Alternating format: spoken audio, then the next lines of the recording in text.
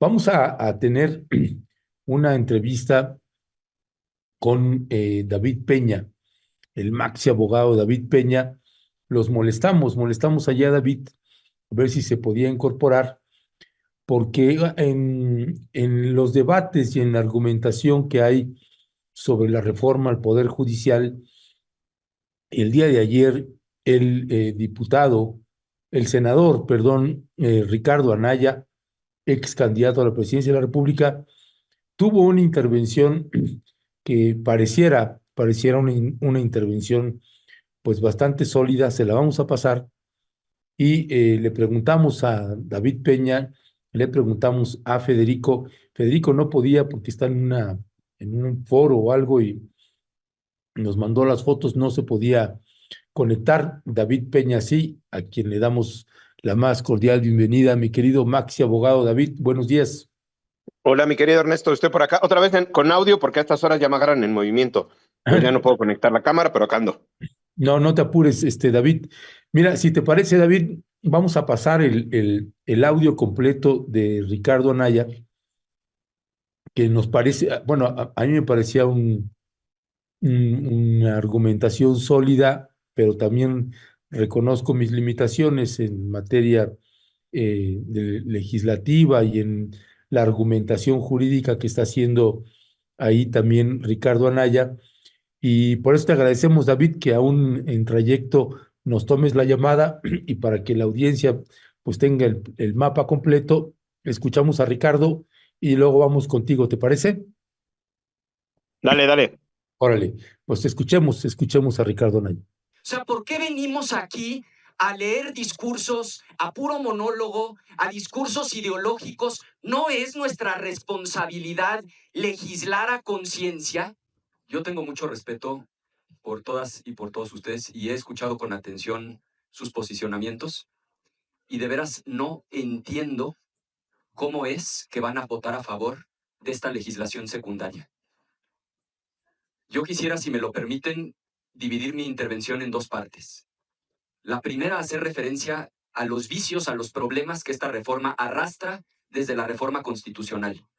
Pero quisiera poner el acento en la manera en la que la legislación secundaria le mete turbo al autoritarismo y viola la reforma constitucional. Y se los pido encarecidamente, si digo una cosa que no se apegue al texto que estamos discutiendo, por favor, corríjanme.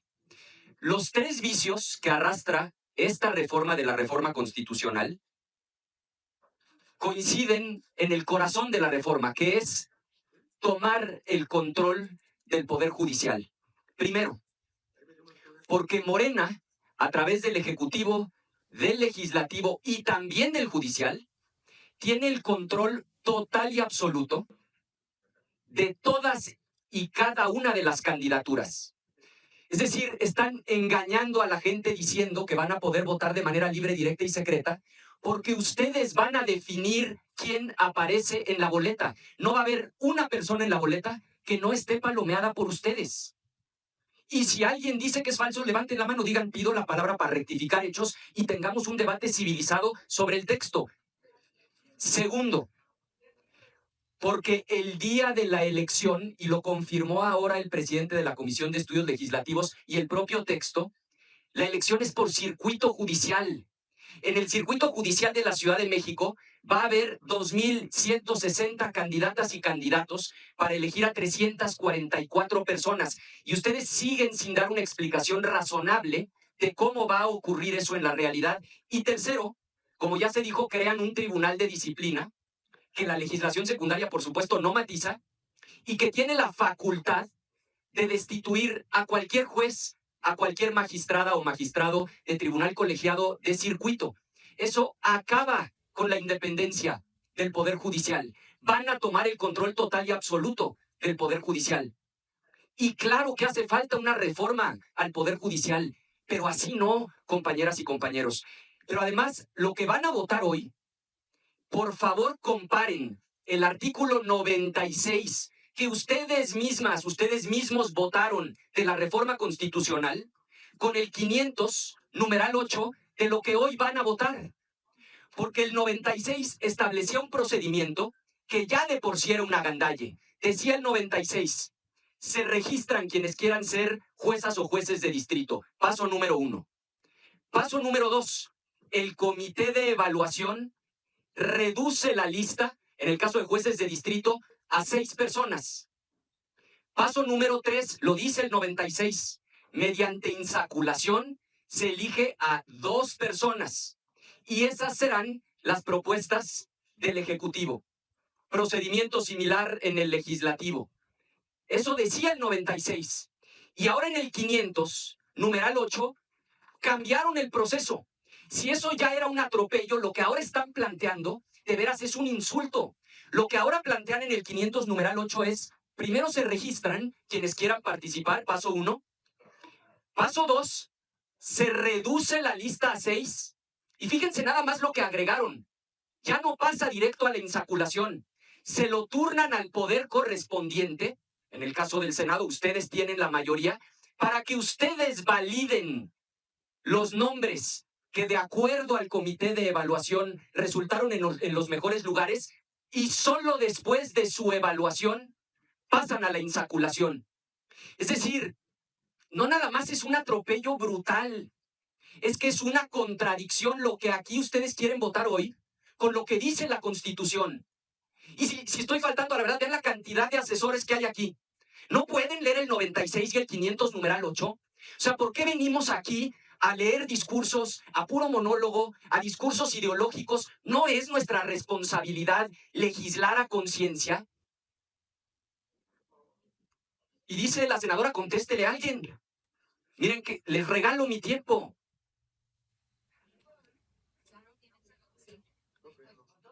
Yo las invito y los invito a que reflexionen. Lo que está en juego es la República. Yo termino como empecé. Por supuesto que hace falta una reforma judicial. Por supuesto que tenemos un problema brutal de justicia en nuestro país. Pero no nos podemos sentir orgullosos de aprobar una reforma en donde Morena va a tener el control de todas y todos los que aparecen en la boleta. Y me hago cargo de mis palabras. Refuten esa afirmación. 1. 2. Que va a haber 2.160 candidatos solo en este circuito judicial. 3. Que el Tribunal de Disciplina tiene la facultad de destituir a cualquier juez, a cualquier magistrado. Y 4.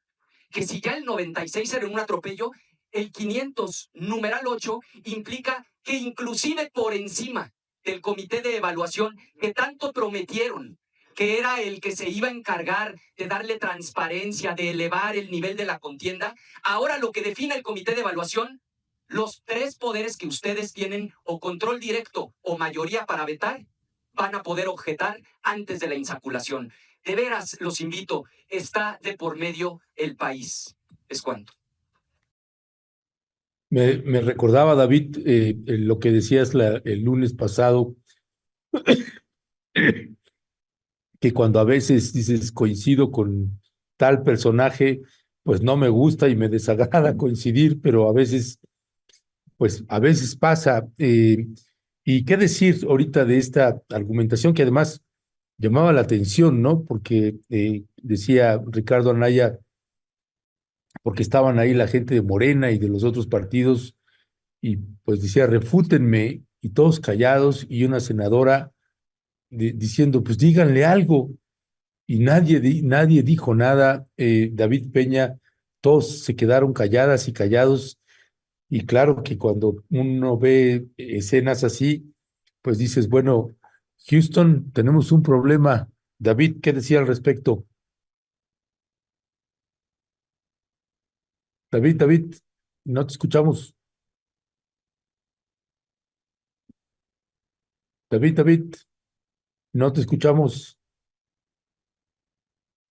Bueno, algo pasa ahí con el audio de David, que no alcanzamos a escucharlo, a ver si no sé si es colgar y volver a marcarle para ver si tenemos, pues ahí eso.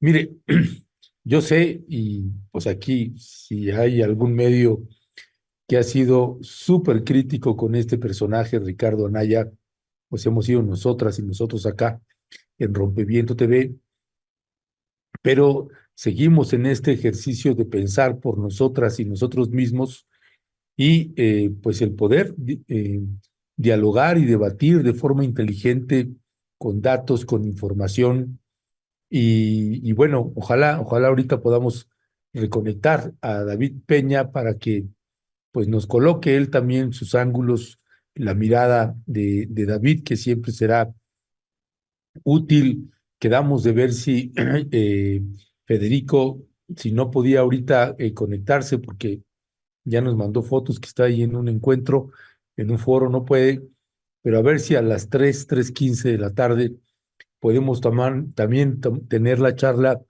con Federico para hablar precisamente de esta argumentación de Ricardo Anaya, porque recuerden, no es solamente dejarse llevar por las filias o las fobias, según sea el caso, sino pues que vamos a dialogar.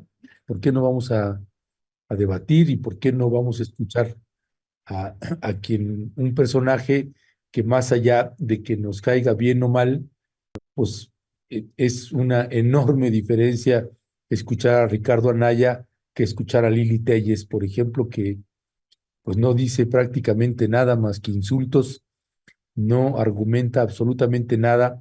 Y aquí tenemos un legislador, un senador, Ricardo Anaya, que sí lo está haciendo. Ya está por ahí David. David Peña, ¿nos escuchas?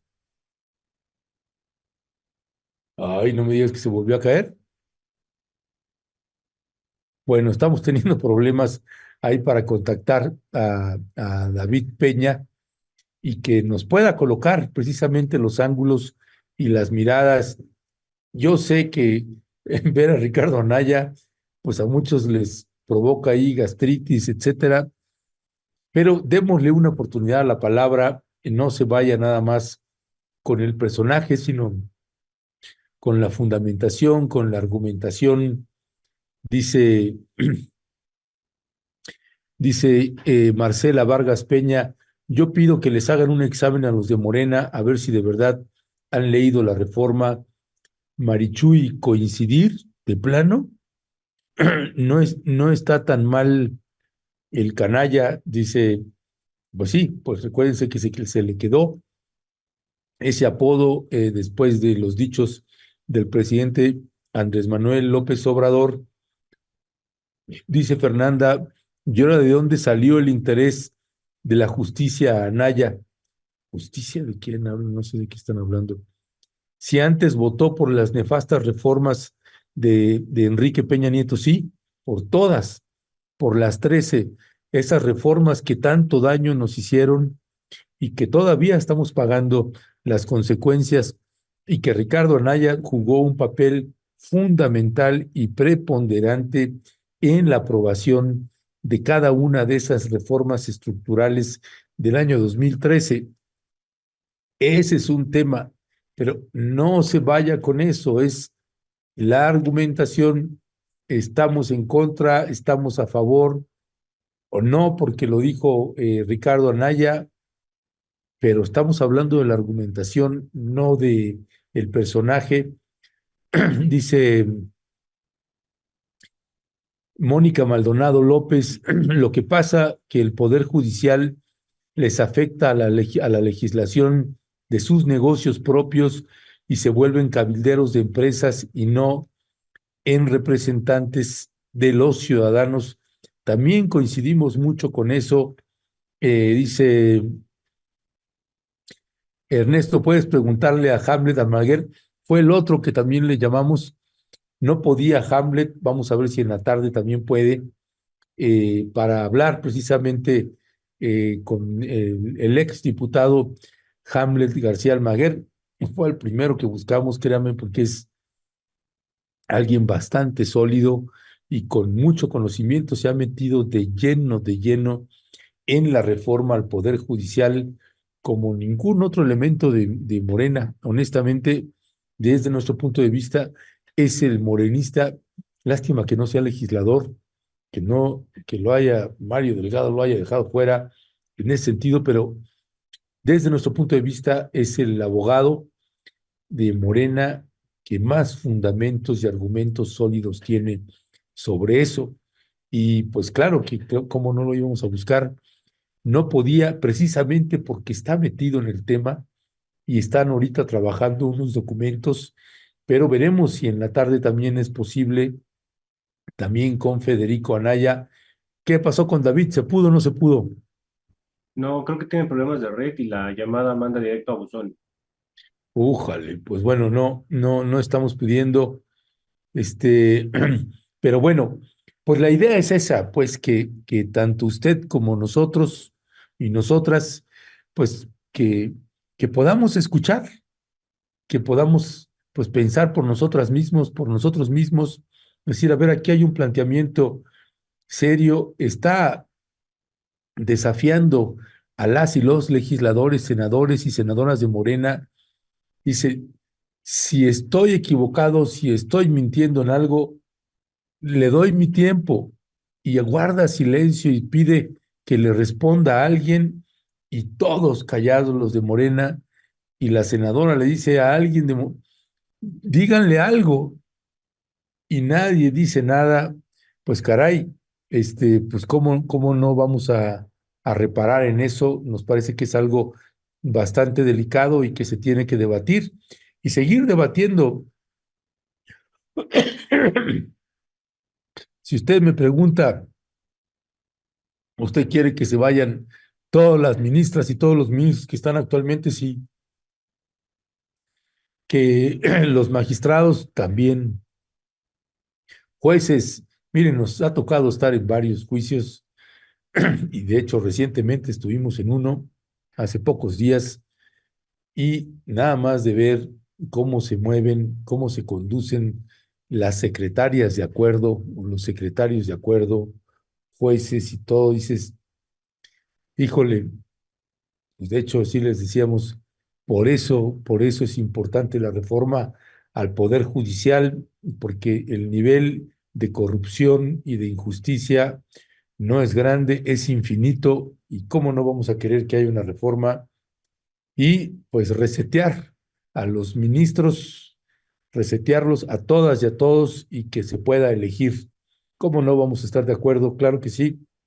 Perdón, mi querido Ernesto, ya te puse allá a París, chayotes. No, no te apures, mi querido David. Ya está por aquí el maxi abogado David Peña. Pues David, ¿qué decir al respecto de los dichos? Porque bueno, claro, leemos a la audiencia, David, y todos, pero ¿cómo? Si es el Ricardo Canallín y bla, bla, bla. Y lo que le estaba diciendo a la audiencia es, hagan un lado eso, retomaban a gente de la audiencia, David, decía, es que él votó por las reformas estructurales en el 2013 y les decía, sí, y no solo votó, sino él fue uno de los promotores principales, Y de los beneficiarios reformas también. y beneficiarios, y nadie está peleando esa parte, simple y llanamente, pues esto que ver a un senador panista argumentar y desafiar a los legisladores, senadoras y senadoras de Morena, y escuchar ahí a lo lejos la voz de una senadora de Morena decirle a los otros, pues respóndanle algo y nadie dice nada, todos callados. ¿Qué decía al respecto, David? ¿Cuáles son tus piensas ahí? Mira, yo colocaría más bien el tema en un análisis a un poco arriba, digamos, en otro nivel, en otro piso más bien, no en otro nivel, sino en otro piso. Y creo que justo lo que estamos viendo es, yo colocaría dos temas que me parece que son de riesgo. Primero, el tema de la premura con la que se están sacando, que eso ya lo habíamos dicho. Entendemos que hay un tema de tiempo, entendemos que hay tiempos que ya se tienen que ir cumpliendo, ¿no? Pero eso ha evitado que se haga una buena técnica legislativa, es decir, que se revisen bien las iniciativas. Y me parece que es darle demasiada confianza a una sola oficina, que es la Consejería Jurídica de Presidencia. Indistintamente de quien esté, estuvo en las reformas de febrero María Estela Ríos, ahora está Ernestina Godoy. Indistintamente de la persona quien esté al frente de la oficina, no es confianza en la persona o no, sino es en la oficina como tal, en la institución como tal. Es depositar toda la confianza, literalmente toda la confianza, en pensar o creer que el texto que salga de ahí viene absolutamente perfecto, sin errores, sin imprecisiones, sin contradicciones. Y creo que al aprobar los textos como vienen, en su literalidad, sin cambiarle ni una coma, se han caído en estos errores. Y yo lo coloco más como errores justo porque hay temas de contradicción en las propias reformas, en las propias iniciativas y ahora ya reformas y en el texto constitucional. Esto último que dio a conocer Diego Valadez de la contradicción entre el artículo 94 y 96 del texto constitucional sobre la forma en la que iba a ser elegido el presidente o presidenta de la Suprema Corte de Justicia. Literalmente nadie lo vio porque se remiten a revisar, y yo me incluyo, nos remitimos a revisar el texto de la reforma propuesta y no hacemos el comparativo con lo que ya está en la Constitución, que eso fue lo que hizo Valadez. Valadez lo que hace es ve la reforma ya aprobada en el texto constitucional, ve la Constitución como estaba antes y dice, oigan, aquí hay una contradicción, literal. Esa contradicción la reconoce la presidenta, la reconoce Monreal, la reconoce todo el mundo y ahora dicen, bueno, pues vamos a cambiar, vamos a reformar el otro artículo constitucional que no estaba reformado porque hay una contradicción. Y creo que eso, al igual que el tema de cómo se va a operar, cómo se va a hacer los boletas y cómo se va a hacer la elección en el terreno, ya digamos en las casillas, que tampoco está claro. Yo veía ayer la legislación que se manda a la Ley General de Instituciones y Procedimientos Electorales y donde se dice que se establecerá una boleta por cada uno de los 6 candidatos para jueces y magistrados. Y los de ministros van aparte porque son 10 candidatos, pero si fuera una boleta para cada uno de estos cargos, serían miles de boletas los que tendríamos que escoger. En la Ciudad de México, recordemos que son el Distrito Judicial de la Ciudad de México tiene los juzgados federales, juzgados de distrito federales, tribunales colegiados federales, eh, salas de apelación federal o juzgados de apelación federal y todo lo local, todos los juzgados locales, todas las salas de apelación locales y la presidencia del Tribunal Superior de Justicia local. Entonces, son demasiados cargos. Digamos, el texto constitucional, el texto de la ley te establece que será una boleta por cada cargo. Entonces, aquí es donde se vuelve complicado. Yo sigo insistiendo en el tema de la operatividad, que a la gente le digas, vayan a votar, probablemente no se van a votar todos los cargos ese día, se votará la mitad o una tercera parte de acuerdo a las vacantes y a la propia fórmula como esté. Pero aún así, suponiendo que nos fuéramos a la baja, que le digas a la gente, vamos a votar ese día y les das 300 boletas, 300 boletas por persona para que elijan a cada uno de los jueces y magistrados que van a estar.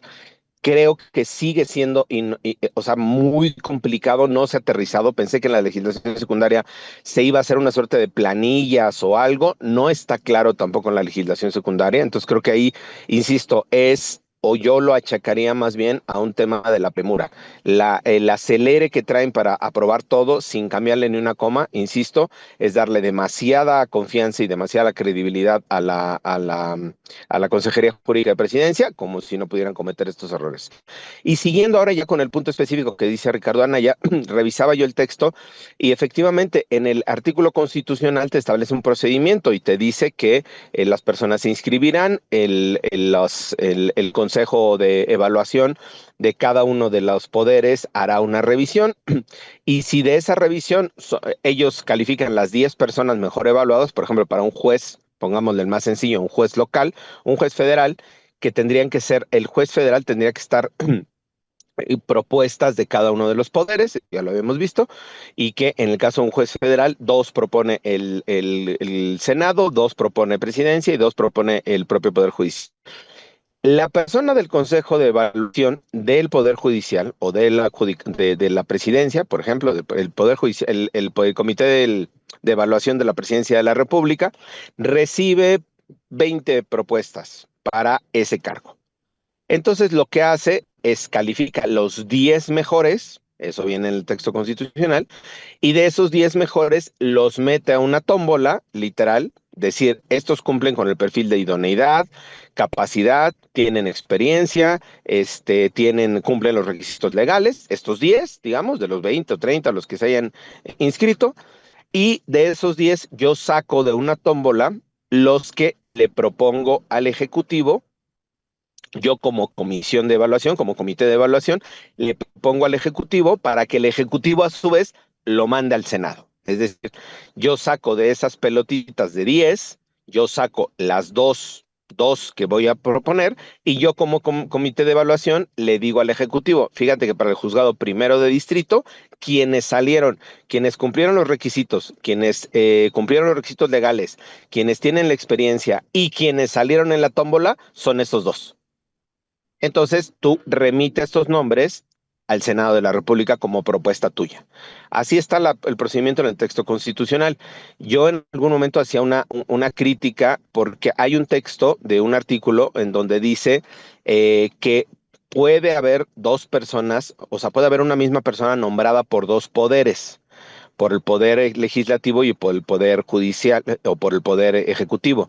Y yo colocaba y decía, oigan, que se me hace muy raro que yo, David Peña, participe, me inscriba en la convocatoria del Senado, me inscriba en la convocatoria de presidencia, cumpla los requisitos en las dos, pase a hacer la selección de los últimos 10, entra a la tómbola en los dos, salga de la tómbola de los dos, se lo pasen al Ejecutivo y el Ejecutivo me proponga.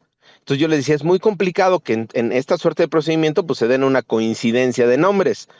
La reforma lo prevé, entonces a mí me parecía pues raro, digamos, ¿no? Que pudiera haber esa coincidencia. Y en este tipo, el artículo 500 y numeral 8 que está señalando Anaya, justo lo que se hace es se establece un paso adicional a lo que está en el texto constitucional. Y este paso adicional es que antes de que vaya a la tómbola, el listado, haz de cuenta que regresamos al mismo procedimiento, se inscribe la gente, son muchas personas para el juzgado primero de distrito, son más de 10 personas o 10 personas, y ese número de 10 que tienen los requisitos legales, que cumplen con los requisitos, la experiencia, antes de entrar a la tómbola, se le remite al Ejecutivo para que el Ejecutivo, pensando el Ejecutivo, cada quien lo tiene, ¿no? Recordemos, cada poder lo tiene el legislativo, el Ejecutivo y el judicial. Entonces, pensando en eso, cada poder tiene esta facultad. Lo que esta posibilidad es, este paquete de 10 se le remiten, siguiendo el mismo ejemplo, al Ejecutivo, y el Ejecutivo, antes de entrar a la tómbola, puede decir si veta alguno o no. Y ese procedimiento no está en el texto constitucional, está en la regla secundaria. ¿Cuál es el riesgo? No solo de que hay una contradicción, sino de que ese parágrafo específicamente, o sea, el 500 fracción 8, sí es inconstitucional, porque no está contemplado en el procedimiento del texto constitucional. Y entonces, al establecer un requisito, una regla adicional al texto constitucional, conviertes ese parágrafo, o sea, ese artículo 8, ese numeral 8 del artículo 500 en inconstitucional. Y abres la puerta para que vía de acción de inconstitucionalidad o vía de amparo se pueda, ahí sí, cuestionar la reforma a la ley secundaria, no a la Constitución, que es el debate que se sigue hasta este momento. No se puede cuestionar ni judicializar una reforma constitucional, pero sí una reforma a una ley secundaria, en este caso a la Ley General de Instituciones y Procedimientos Electorales. Entonces, creo yo que hay muchos riesgos por esta premura, por este acelere, hay errores y yo no sé si sea error necesariamente, creo que se podría corregir, se puede corregir en este momento en el dictamen, pero si siguen bajo esta lógica de no cambiarle ni una coma, me parece que podemos seguir incurriendo en varios errores y que podemos seguir incurriendo en cosas que abran la posibilidad de que sea impugnada en su momento ante la Suprema Corte de Justicia, ahí sí, mediante mecanismos legales que sí son existentes, que sí son viables y que sí son de estricto cumplimiento para el Poder Judicial, digo, para el Poder Legislativo. Ahí no podría decir no tiene facultades el Poder Judicial, está invadiendo esferas de competencia. No, ahí sí tiene facultades constitucionalmente reconocidas para cuestionar una legislación secundaria como en este caso. Pues esta parte del tribunal entonces de disciplina, David, am, la creación de este tribunal de disciplina, así como está redactado, ¿tú lo verías como algo inconstitucional? No, así como el Tribunal de Disciplina, como está en el texto constitucional, ya no puede ser inconstitucional, que es esta discusión que tenemos, ¿no? Los Sí. abogados.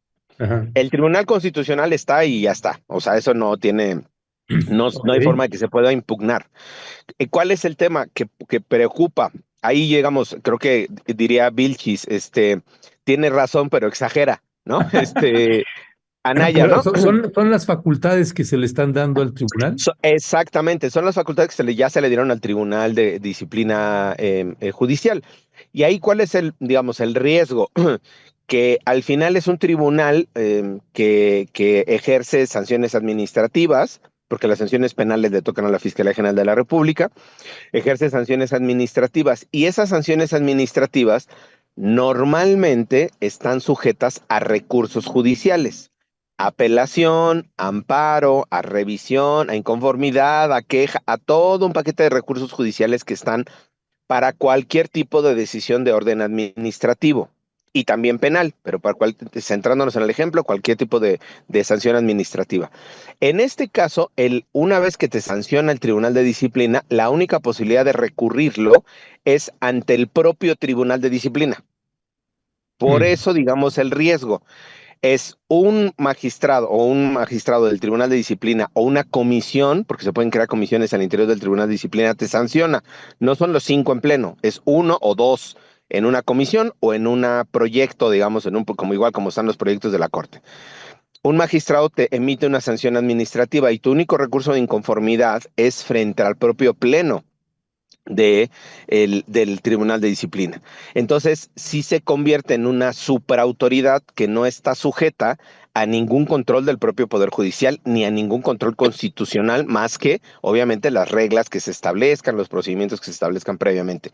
Pero eso sí abre, digamos, yo siempre lo dije que era en positivo, yo veía en positivo el Tribunal de Disciplina, sí lo sigo viendo como algo positivo, pero no deja de generar este ruido o esta resquemor sobre el que este Tribunal de Disciplina, que no pueden revisarse sus decisiones, sean 5 personas que literalmente puedan destituir a jueces y a magistrados.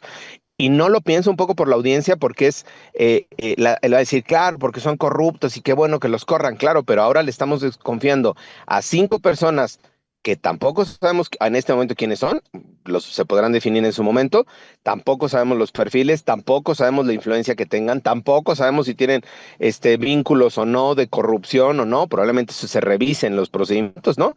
Pero les damos a estas personas no solo la posibilidad de destituir a jueces que vayan en contra de los intereses del pueblo, digamos, ¿no? Sino que además podríamos pensar, oigan, hay un juez que concedió un amparo a una comunidad indígena contra una minera, ¿no? Y la minera tiene muchísimo dinero. Y entonces, ¿qué va a hacer la minera? Irse a un recurso de revisión, luego otro recurso, luego irse a un amparo, luego irse a una revisión del amparo y luego irse... No, va con el Tribunal de Disciplina, aceita al Tribunal de Disciplina y le dice chingate al juez. Así. Y ups, Entonces, se evita la minera que se haga todo el procedimiento por vía jurisdiccional, viene con el Tribunal de Disciplina, aceita al Tribunal de Disciplina y le dice jódete al juez. Y lo bajan, lo quitan al juez. ¿Por qué? Porque el Tribunal de Disciplina tendría esa competencia. Entonces, ese margen de discrecionalidad y de poder es el que se está cuestionando. Insisto, yo dije y reitero, a mí me parece que está bien el Tribunal de Disciplina, pero sí se tiene que acotar sus facultades, se tiene que limitar las facultades, eventualmente tener un reglamento interno. A mí me gustaría que tuviera procedimientos de revisión jurisdiccional, o sea, que tuviera mecanismos de revisión, porque, insisto, dejarle el poder a 5 personas que puedan destituir jueces y magistrados, no solo van a destituir a jueces y magistrados malos, eso es un poco para la audiencia. No estoy leyendo el chat, pero no solo es claro por los corruptos, porque vas a defender a los corruptos, no. Estos jueces y magistrados pueden ser de los malos, de los corruptos, y qué bueno que los destituyan, pero también tienen derecho a defenderse. El problema es que en este universo, en el multiverso, también pueden destituir a jueces y a magistrados que ayuden a la gente, que estén ayudando a las comunidades, que estén ayudando a defensores de derechos humanos, que estén ayudando a la gente y que al final les resulten incómodos al Estado o a los poderes fácticos. Y esa es una posibilidad, digamos, un riesgo que se está advirtiendo desde este momento. Ojalá que igual se pueda trabajar los textos, digamos, ¿no? Esta dinámica de cómo se han venido trabajando los textos en las últimas semanas, los textos de reformas, igual me deja que desear. Lo que presentó Claudia Sheinbaum hace unos días sobre la agenda de mujeres, había temas de los que ella estaba presentando que ya estaban en el texto constitucional, por ejemplo, la paridad en todo, la paridad para gubernaturas y para presidencias municipales, lo presenta ella como propuesta de texto constitucional y ya está en el texto constitucional. Es decir, Oh, sí, ella lo presenta como una iniciativa y dice, vamos a lograr la paridad en todo y que sea obligatoria. Y tú revisas el artículo 41 constitucional y es obligatoria. Ya es obligatoria desde hace 2 años, 3 años, desde 2021. Es obligatoria la paridad en las gubernaturas y en las presidencias municipales y en la integración de los cabildos y de los gabinetes. Entonces, insisto, es esta dinámica de acelere que se tiene, esta dinámica de rapidez que se está imprimiendo, no creo que nos esté conviniendo ni al propio Morena, ni a los propios procedimientos. O sea, si es, por ejemplo, el tema de mujeres, colocar la agenda me parece sumamente importante. Coincido con el tema, coincido con la agenda, pero se puede presentar en 2 semanas más o en un mes más. Es decir, que se hagan bien las reformas, que se hagan bien las iniciativas, que se presenten bien, que se puedan discutir. No entiendo por qué la premura, puse este ejemplo porque es otro paquete de iniciativas, la premura de presentarlo antes de que acabe los primeros 15 días del gobierno. Insisto, entiendo el mensaje político, me parece importante, coincido con el mensaje político, pero no solo nos podemos ir con un discurso político, sino también técnico. Y aquí vemos en lo de la reforma al Poder Judicial errores técnicos que sí pueden estar complejizando el proceso ya en el futuro, ¿no? Insisto, el tema de la boleta, si se sigue manteniendo, si no se cambia, yo pensaba por planilla, o sea, una suerte de planillas de 1, 2, 3, 4, 5, 6, 1, 2, 3, 4, 5, 6, 1, 2, 3, 4, 5, 6, y tú eliges y le pones un tachecito a quien esté, y en la misma planilla te incluyen a 20 candidatos. Y entonces ya no tienes 1,300 planillas, sino vas a tener, no sé, 50 o 30 o 20 planillas. Y entonces ahí puede ser un poco más fácil el ejercicio de elección. Si se sigue de una boleta por cada cargo, insisto, no sé qué tan efectivo resulta el procedimiento y al final no sé qué tanta participación tenga de la gente también el explicarles y decirles que va a ser el primer domingo de junio del próximo año a marcar 250 boletas para elegir a 250 personas que probablemente nunca en tu vida vas a tener relación con ellos. Si tú no tienes ningún asunto jurisdiccional, probablemente en tu vida vas a verlos, en tu vida vas a conocerlos y que tengas que ir a votar, nunca te van a resolver nada, nunca los vas a buscar para nada y que llegues tú a elegir a 250 o 300 personas, no sé, insisto, creo que no es atractivo el modelo así para que la gente pueda salir a votar. ya, gracias, David. Dice Angélica Nería, pero para la elección se va a ver el currículum de cada uno y se escogerá a los mejores. Nadie quiere un mal jurista, a nadie le conviene. Güey Rotadoer dice, las críticas no ayudan, acompáñenlas con propuestas de cómo corregirlo o mejorarlo. José Luis Blanco, todo Ahí, aquel que... perdona más, ahí se hizo, mi querido Ernesto, se han hecho, porque a nosotros nos han consultado en diferentes momentos, se han hecho las propuestas de modificación y ninguna ha pasado. Incluso se ¿Ustedes, han hecho, incluso ustedes se han hecho, el grupo de sí, acción? como asesores, digamos yo como asesor legislativo, como asesor externo, digamos, consultor, ¿no? Como para estos Por, temas. por ejemplo, eso es muy útil que la gente lo escuche, Te- David. temas de lenguaje incluso, ni siquiera de fondo. Por ejemplo, Hubo una reforma que se presentó, la que se aprobó en Cámara de Diputados sobre salarios, la del artículo 123. Sobre mm, salarios, trae un lenguaje incluyente en el primer apartado y en el segundo apartado no, solo habla en masculino. Entonces se dice, para homologar los salarios a integrantes de la Guardia Nacional, integrantes del Ejército Mexicano, o sea, en un sexo, digamos, sexo neutral, ¿no? Sin hablar. Y cuando habla de enfermeros y médicos, solo homologa el salario para enfermeros y médicos. Y entonces la propuesta fue homologan en términos del lenguaje, que sea enfermeras, enfermeros, médicas, médicos o el personal médico y el personal de enfermería, ¿no? Digamos, así. mm, ¿Es de fondo? No. ¿Es de lenguaje? Sí. No se aprobó justo porque dijo, se va sin moverle una coma. ya, gracias, David. Dice Víctor Manuel Velázquez Soriano, el Tribunal de Disciplina no es inconstitucional, sí, ya hice la precisión. Además, el tribunal tendrá dos instancias o no, pregunta. No, Y la propuesta es que solo tenga una instancia, o sea, resuelve el tribunal y solo se puede impugnar ante el propio pleno del tribunal. órale, dice Víctor Manuel Velázquez Soriano, bueno, entonces, ¿quién debería ser la segunda instancia para esos casos? Pues no hay segunda instancia, lo acaba de decir. Dice Héctor H. Rodríguez, ¿qué tal si los factores fácticos se infiltran en 5 personajes del Tribunal de Disciplina? Bueno, esa es otra cosa. Pero eso, dice Carlos Juárez Ayart, para eso está el Congreso de la Unión, para vigilar a ese órgano de disciplina vía juicio político. Saludos. Carlos Juárez Ayart, el análisis de este abogado es muy limitado. Bueno, Perdón, bueno. perdón. Este, no toma en cuenta el factor geopolítico, joder. No Uf, olvidar, no olvidar que en política el factor tiempo es fundamental. Pues yo creo que ahí ya mejor ni responder nada, mi querido David. Dice Silvia Martínez, esa necedad de ver siempre al pueblo como ignorante que les, o no sé qué, parece la barra mexicana de abogánster de la derecha. Ropif, sí, yo sobre ese, incluso si se fijan, yo no he hablado sobre la gente que tenga conocimiento o no de los jueces no, o del no, procedimiento. Yo no cuestiono la capacidad de la gente de poder elegir. Yo lo he colocado, creo que desde el primer momento, en la práctica.